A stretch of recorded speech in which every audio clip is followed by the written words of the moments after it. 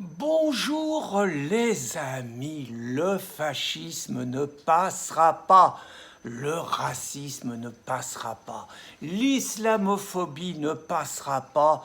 À mort les islamophobes, à mort les racistes, à mort les fascistes. Alors je vous vois venir, il y en a certains qui disent qu'aujourd'hui ils parlent du fascisme islamiste. C'est pas celui-là, c'est pas parce qu'il y a eu le Bataclan, Charlie et tout que c'est des fascistes. C'est des déséquilibrés, ceux-là, des déséquilibrés qui n'avaient pas trop compris le message d'amour, de paix et de tolérance du prophète. Non, non, moi, le fascisme qui me fait peur, c'est le fascisme des années 30, le fascisme des heures les plus sombres de notre histoire, le fascisme où finalement ce qu'ils ont fait aux juifs au XXe siècle, ils vont le faire aux musulmans au XXIe siècle. C'est pour ça que moi j'ai vachement peur. Heureusement quand même dans notre combat exemplaire, on a les banquiers, on a les juges, on a les journalistes et on a les antifas. Alors les banquiers, ils sont super, ils acceptent de prêter de l'argent à tous les partis, sauf au Rassemblement national. Et F comme fasciste, ah merde, on peut plus le dire, maintenant c'est F, c'est Rassemblement. Donc le Rassemblement national, il a pas de sous, il est obligé d'emprunter au Popov, et quand ils empruntent au Popov, après on dit que c'est un parti de l'étranger. On est malin, puis on a nos juges, alors nos juges, ils sont formidables en ce moment. Ils font un boulot, juges et procureurs de la République, main dans la main.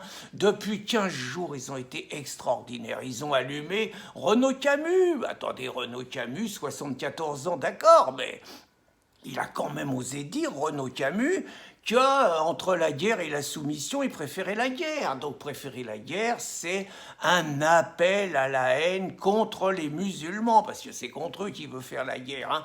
Donc c'est puni par un article de loi. Allez hop, le procureur Sterenil, elle a demandé 3 mois de prison avec sursis.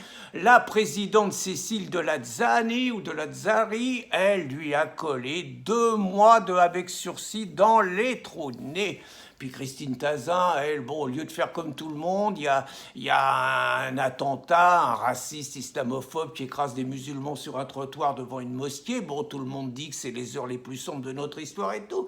Elle, au lieu de faire ça, elle veut comprendre. Elle cherche à comprendre ce qui est passé par la tête et tout. Donc chercher à comprendre, c'est encourager, bien évidemment, c'est ce qu'ils ont dit les juges. Allez hop, 4 mois de prison avec sursis. Puis la dernière, la Catherine Blin, 74 ans, mais dangereuse. Elle élève des animaux, elle élève des oiseaux, elle élève des chevaux et tout. Moi, je vous rappelle qu'Hitler, il aimait bien les animaux puis qu'il était végétarien. C'est des signes qui ne trompent pas. Donc elle, qu'est-ce qu'elle a fait? Il y a l'attentat de Christchurch. Elle dit Christchurch, œil pour œil, en faisant un parallèle avec un attentat copte. Elle a dit que c'était un commentaire, c'est pas vrai, ça la réjouissait, c'était une incitation. Alors là, ils ont fait un super boulot. Le procureur Bertrand Leclerc, il a demandé 8 mois avec sursis, et la présidente Anne-Marie Le Guen, elle y a collé 1 an de prison avec sursis dans les trous de nez, puis des amendes à donner au CCIF, qui fait aussi un combat exemplaire contre le racisme. Alors il y a les identitaires aussi, alors là ils ont fait un super boulot aussi, la juge Isabelle Defarge, elle a collé 6 mois de prison ferme aux identitaires qui avaient bloqué le col de l'Échelle pour empêcher les clandestins de passer la frontière. Et oui, c'est plus pareil. Avant, quand on protégeait la frontière, on était décoré, on avait la Légion d'honneur. Maintenant, c'est un acte contre la liberté de circulation, c'est un acte grave. Donc 6 mois de prison avec sursis. Puis il va y avoir Zemmour aussi. Lui, il passe le 13 mai, parce que pour l'instant, il fait le malin là tous les soirs sur CNews. Mais le 13 mai, les juges, ils vont le calmer, parce que lui, ça fait au moins 3-4 fois qu'il passe. Je pense qu'ils vont lui mettre de la tôle. Et quand il va prendre de la tôle, CNews, ils pourront pas le garder. Ils vont pas pouvoir garder un repris de justice. Donc, terminer les débats à la Zemmour où il véhicule ses idées nauséabondes, terminé. Puis alors on a aussi les antifas. Alors ils font un boulot formidable, les gamins, hein, formidable. Puis ils sont forts, ils sont jamais pris.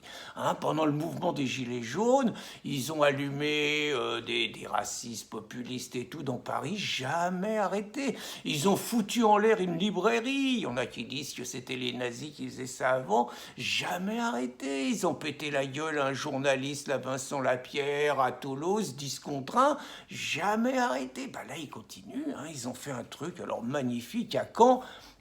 Bah, il y avait les identitaires qui venaient véhiculer leurs idées malsaines et tout. Ils les ont attaqués à 20 contre 10, ils en ont amoché 4.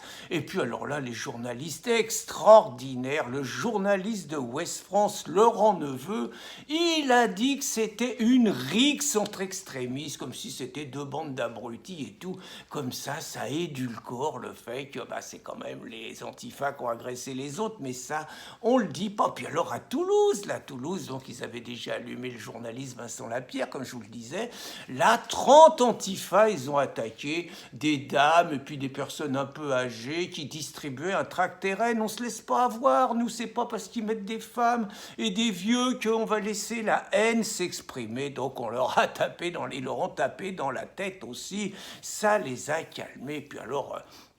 il y a Denain aussi. Denain, là, c'est vachement dangereux, Denain. Il y a Chenu, le RN, il risque de prendre la mairie. Hein. Donc là, la maire, Anne-Lise Dufour-Tonini, elle a fait une alliance avec Hassan Echiousan de l'UOIF. Bon, Hassan, il y en a qui disent que c'est un imam sulfureux et tout. Moi, je suis pas d'accord. Bon, Hassan, il a dit des conneries quand il était jeune, mais qui c'est qui a pas fait de bêtises quand il était jeune? Il a raconté que les juifs et les nazis avaient été complices pour que les juifs ils aient la terre d'Israël qui pique aux frères palestiniens, je vous remets pas. Hein. Et puis il avait dit que les juifs ils étaient cupides, perfides, fourbes, menteurs et tout. Mais depuis il s'excusait, Hassan, il a dit que c'était une erreur de jeunesse, que l'antisémitisme c'était pas bien. Donc une alliance entre les islamistes et les socialistes pour barrer la route à la peste brune, au RN, à la haine. Et puis il y a un truc aussi qui est grave, hein, c'est ce qui s'est passé à Dunkerque. Là, il y a des gens, la dissidence française, ils ont collé des affiches « Tuons le multiculturalisme avant qu'il ne nous tue ». Légitime défense pour la France. Oh là là. Affreux, c'est un appel au meurtre. Tuons le multiculturalisme avant qu'il ne nous tue. Derrière le multiculturalisme, on sait qui c'est qui est visé. Alors heureusement, il y a 14 associations exemplaires, extraordinaires, qui vont les traîner en justice. Donc tout ça pour vous dire, moi je suis convaincu que le fascisme il passera pas. Je suis convaincu que nos passaranes, et moi je vais être clair, vous savez, je suis un humaniste, je suis contre la peine de mort, mais je pense quand même qu'on est en légitime défense, et donc je pense qu'il faut tuer tous les islamophobes, tous les racistes et tous les fascistes. Nos passaranes, camarades. Bonne journée les amis.